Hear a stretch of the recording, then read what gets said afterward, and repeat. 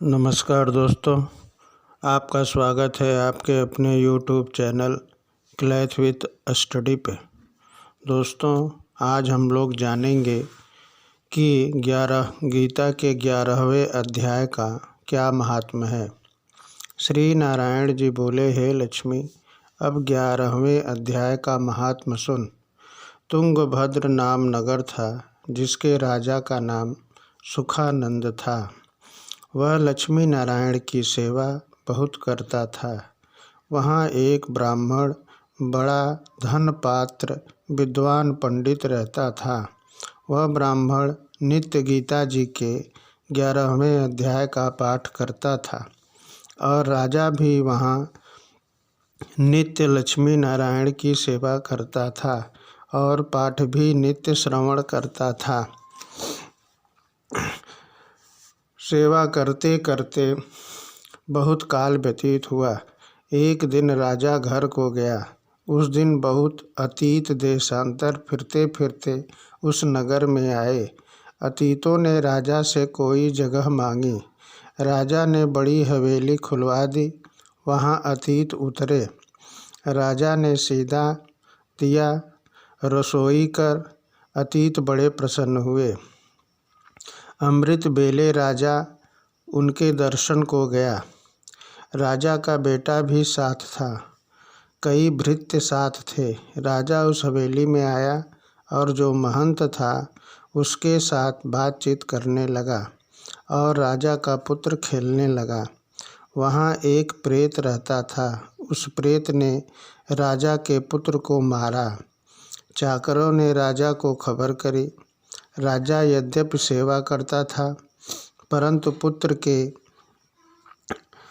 मोह के कारण राजा को दुर्बुद्धि आ गई।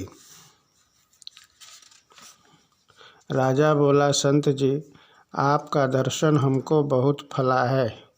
एक पुत्र था, सो प्रेत ने मार लिया। तब ब्राह्मण ने कहा, हे राजा जी, चलो देखें कहाँ है तेरा पुत्र।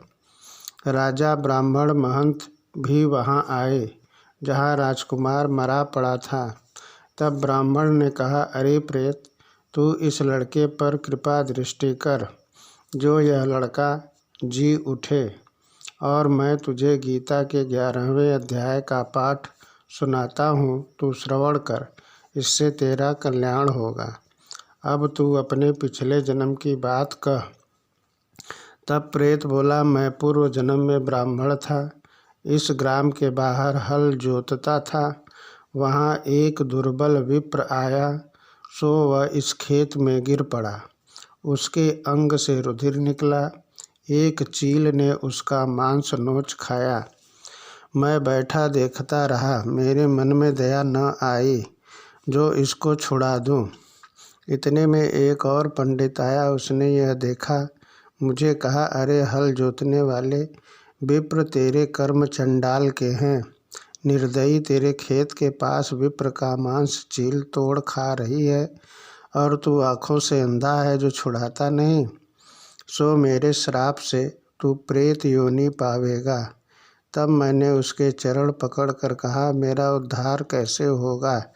तब पंडित ने कहा, जब तुझको कोई गीता के 11वें अध्याय का पाठ सुनावेगा तब तेरा उद्धार होगा।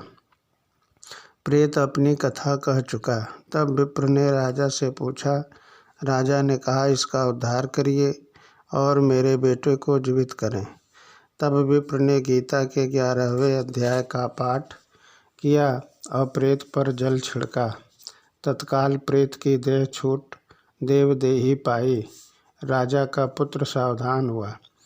प्रेत श्याम सुंदर चतुर्भुज रूप होके खड़ा हो गया। स्वर्ग से विमान आए और उनमें बैठकर वह चला गया। राजा का पुत्र भी गीता के 11वें अध्याय का पाठ सुनने से श्री नारायण जी परायण हुआ। वह भी विमान में बैठकर बैकुंठ गया। तब उस ब्राह्मण से राजा ने 11वें अध्याय का पाठ श्रवण किया। मन में कहा, पुत्र पुत्री, कोई विरक्ति होकर गीता का पाठ कर तुलसी में जल डाला करे। इस प्रकार राजा भी परम गति का अधिकारी हुआ।